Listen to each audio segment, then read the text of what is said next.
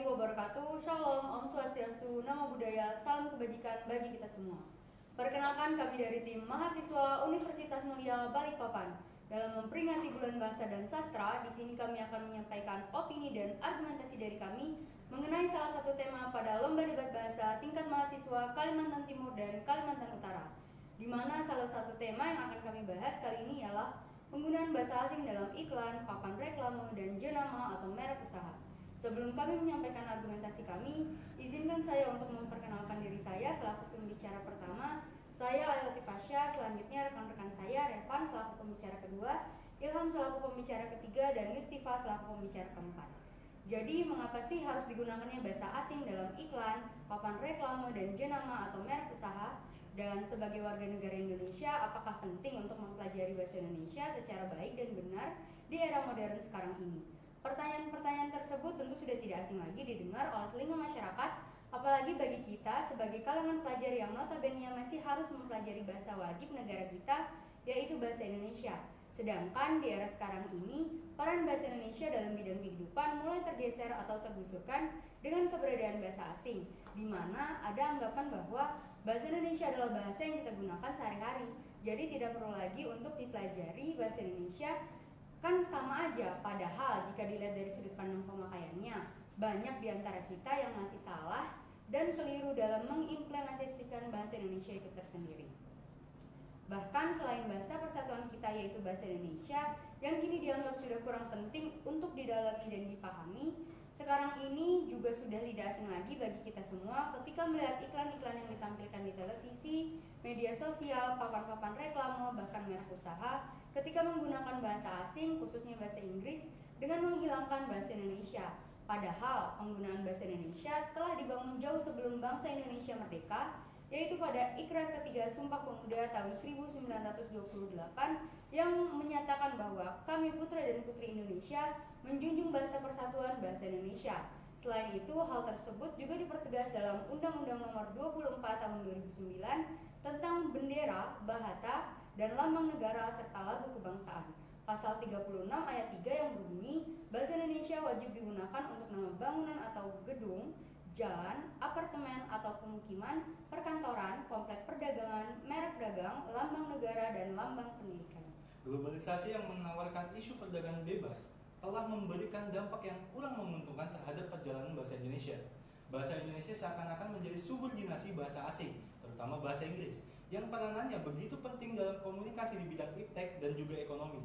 Penggunaan bahasa asing pada iklan, papan-papan reklame, dan jenama atau merek usaha marak digunakan sejak era reformasi bergulir pada tahun 1998. Pusat perbelanjaan dan perusahaan jasa merupakan bidang usaha yang paling banyak menggunakan bahasa asing. Kemajuan iptek dan juga pertumbuhan perekonomian yang semakin meningkat itulah yang menjadi salah satu faktor yang mendesak bahasa Indonesia ke dalam persaingan dengan bahasa asing. Penggunaan bahasa asing pada iklan, televisi, media sosial, papan reklame, dan merek-merek usaha tidak hanya merambah usaha berskala besar, melainkan juga usaha berskala menengah hingga usaha berskala kecil.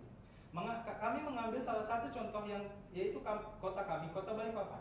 Bila diamati dengan seksama, penggunaan bahasa asing pada iklan, papan reklame, dan merek atau bahkan nama-nama usaha di Kota Balikpapan sendiri telah memperlihatkan berbagai jenis variasi penggunaan bahasa.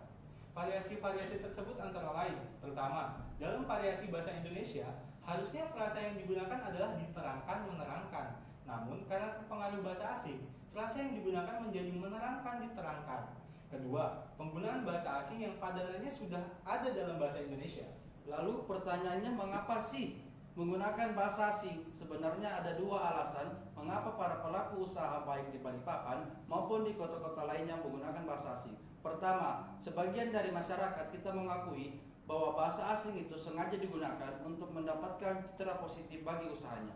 Mereka menilai bahwa pengguna kata-kata asing sengaja digunakan untuk memberikan kesan lebih bagus, lebih berkualitas, lebih bergengsi, dan berkelas, dan sebagainya. Contohnya, ketika menggunakan menu atau nama usaha yang menggunakan bahasa asing, maka harga jual dan dari produk usaha tersebut akan naik satu tingkat lebih tinggi dibandingkan menu yang menggunakan bahasa Indonesia. Misalnya, dalam menu es jeruk diubah menjadi orange juice, maka harganya akan naik secara signifikan.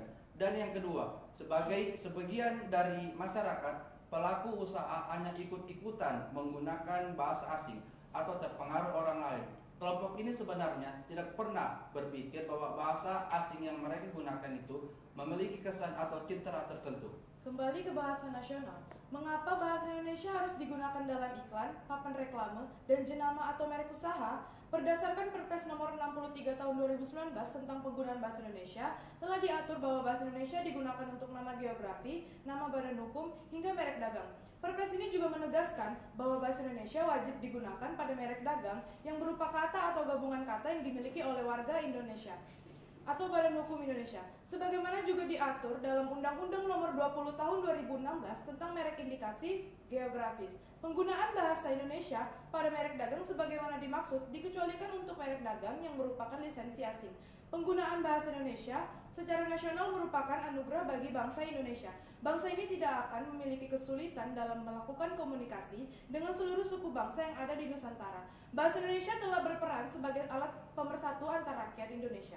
Bahasa Indonesia merupakan simbol nyata yang menunjukkan identitas serta jati diri bangsa Indonesia. Oleh karena itu, kami simpulkan bahwa sudah selayaknya jika penggunaan bahasa asing, baik yang bercampur dengan bahasa Indonesia maupun yang tidak, untuk tidak lagi dipergunakan dalam kehidupan sehari-hari.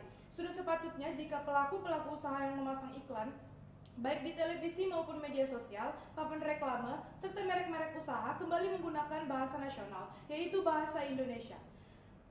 Karena kelestarian penggunaan bahasa Indonesia akan kita wariskan ke generasi selanjutnya.